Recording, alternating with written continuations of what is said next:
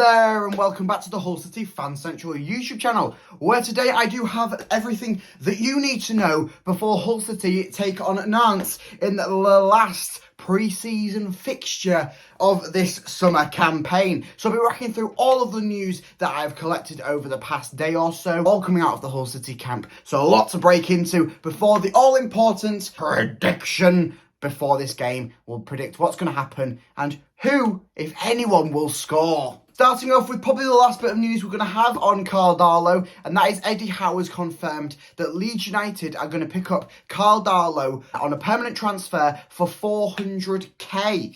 So it does release the questions of, if it was 400k the offer, because I heard the numbers flying around of 2-3 million for Karl Darlow. If it's 400k, why didn't Hull City go for him? Why didn't we pick him up for a 400k deal? Answer, as plain and simple is, be the wages. The wages, we looked at it back end of last season when we had him, and the wages were looking at a 25k to 30k split, and that was split across both clubs. Whereas now we'd be paying the full lump fee, and I presume that the money on the books isn't just able to compensate for that, especially when everyone else at the club are not earning nowhere near as much. I mean, Pelkas was earning 20k a week last season, and even that was like, whoa, that's unacceptable, that 20k for Dimitris Pelkas. Oh no! Oh, Aaron Connolly. Yes, Aaron Connolly is set to become a permanent fixture at the MKM Stadium from now on, as Aaron Connolly has been spotted at the training ground in Cottingham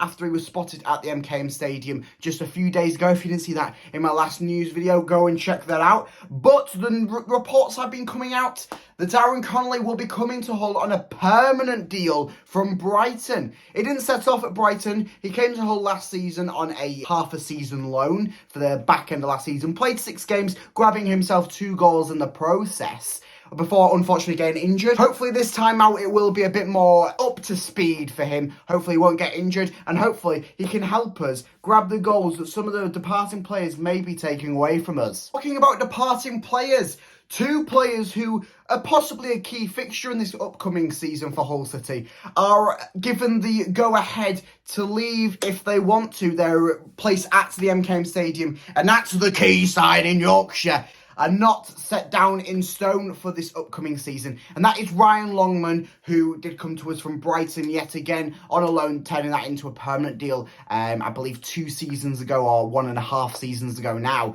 And then also Longman Manesh, who did a similar thing, just coming from Fenerbahce. So it's a bit of a weird one that Longman Manesh and Ryan Longman, 2 players who you'd have thought would be a key frame in this next coming season for Liam Rosenior. It's a bit of a weird one, I'm not going to lie. I don't really see both of them leaving. If anyone was going to leave out of the 2 of them, it would possibly be only one of them rather than 2. I can't really make a standpoint on which one it would be, because if anyone wanted to leave out them 2, I'd probably want to say, let's get Ryan Longman out, considering he's not done too much in his time on the permanent deal for Hull. But then Longman Manesh could be drawing in a bit more attraction through being the better player of the 2, just on the showcase of what has been done at Hull in the past season or 2. So that one is really up in the air. Benjamin Tete is ready to leave Hull City, and that is imminent, as given by Adrian Ilajali. He will possibly be leaving in the next week or 2 from this club that are heavily interested in him. Adrian has come out saying that it's not to do with financial fair play, it is just a factor of if players want to leave the club and if they're getting the interest in and we can get the right fee for them, that is happy to be done as long as Liam Rosenior is happy with it yet again.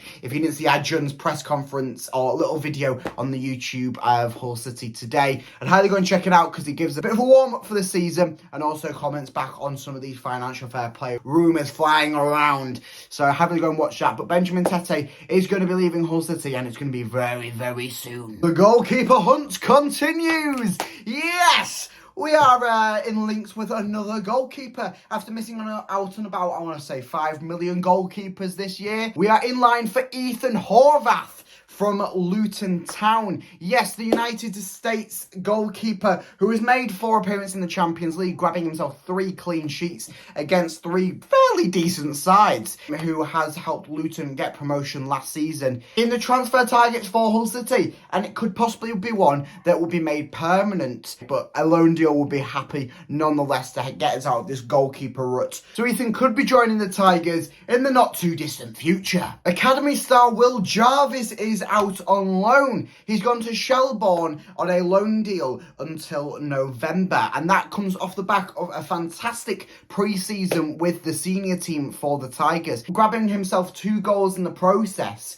One away at Hatterspire and one at home against Barnsley. He's had a fantastic pre-season in the senior team, and it's been nothing to shy away from. So he's gone to our partners over at Shelbourne until November, and we'll see what he does there, because he is going to be a talent for the future. A little word coming out from Hull City. This comes off the back of a bunch of fans gathering around the tunnel in the West Stand before, during and after the game, along with the increased numbers of signs brought to the game asking for players' shirts, players to get photos with them, and Hull City are putting a trademark ban on it now. So if you are a young fan planning to take a sign to the game saying Carl Darlow, or not Carl Darlow, but Timothy Lotutala, can I have your shirt? Louis Coyle, can you grab a photo with me?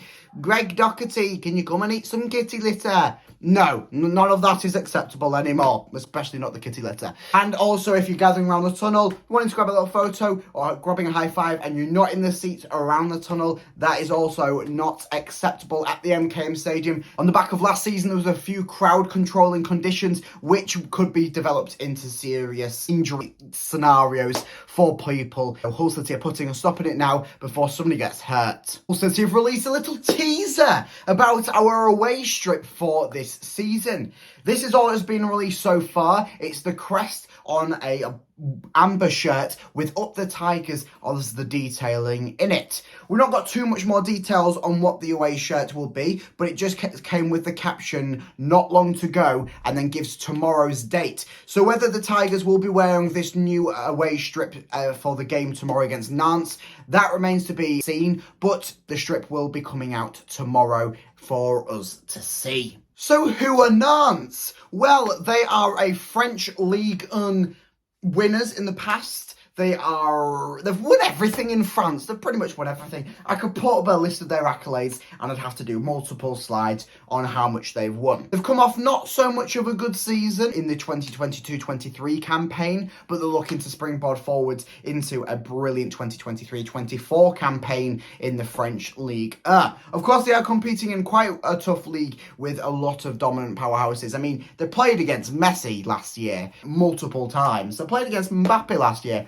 multiple times, and they do have a strong squad themselves. So they're coming to East Yorkshire tomorrow to the MKM Stadium to come and take on another dominant powerhouse being Hull City. So yes, it's going to be an interesting game nonetheless, just for the main facts of we haven't played Nantes too many times, last time being 2017, being another friendly where it was a 0-0 draw, whereas this one could be a bit more of a goal fest. Who knows, considering Hull City are in a goal rut and it's only pre-season. So this game will be a nice one to go and watch. I'll be there at the game, grabbing a vlog, uploading it onto the YouTube channel afterwards, so make sure you like and subscribe to see all of that. But it's going to be a tough one, and I'm going to say a 2-2 draw. I'm not going to put any winners. I do think it will be a 2-2 draw nonetheless. Goals coming for the Tigers, and those will be coming from Adama Traore. I do think he'll grab his first of pre-season after having an alright performance against Scunthorpe, all things considering. And then the other goal for the Tigers coming from Ozan Tufan as he grabs his second of pre-season and his second in 2 games back-to-back for Tufan. I'm not sure on who'll grab the goals for Nantes, as I'm not really sure on what their pre-season scenario is looking like, as they've got a little bit longer before their season kicks underway. So I think they've got a few more pre-season friendlies after this one. This is the final one for the Tigers. This is it before we take on Norwich away at Carrow Road next Saturday. So it's going to be an interesting look ahead for this season, and especially for the Norwich trip. So let me know down in the comments who you think will win. All the information and stuff down there, please let me know who you think will win, as it's going to be a tight one. And make sure you like and subscribe so you don't miss out on my vlog, but I'll catch you in the vlog tomorrow.